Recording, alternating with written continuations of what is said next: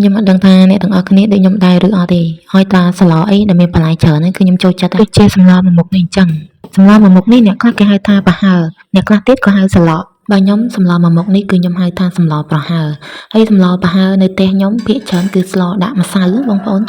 ដាក់ម្សៅហ្នឹងគឺបើយើងមានម្សៅស្រាប់យើងដាក់ម្សៅក៏បានហើយបើសិនជាយើងអត់មានម្សៅទេយើងត្រូវត្រាំកហើយយើងបុកលាយជាមួយគ្រឿងមានដូចជាខ្ទឹមសអំបិលដាក់ម្រេចបន្តិចទៅដើម្បីឲ្យវាមានជាតិ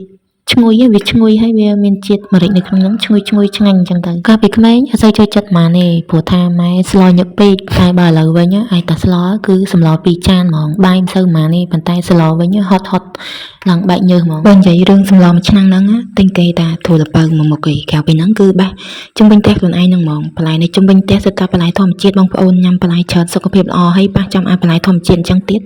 ញ៉ាំទៅល្អដល់សុខភាពហ៎បងប្អូនបើថាអាចញ៉ាំបានញ៉ាំបន្លែច្រើនដើម្បីសុខភាពមនុស្សយើងគ្មានអីសំខាន់ជាងសុខភាពទេយើងអាចរកបានក្រួយតែសុខភាពនេះមួយគឺទី1ហ្មងយើងត្រូវថែសុខភាពបានល្អ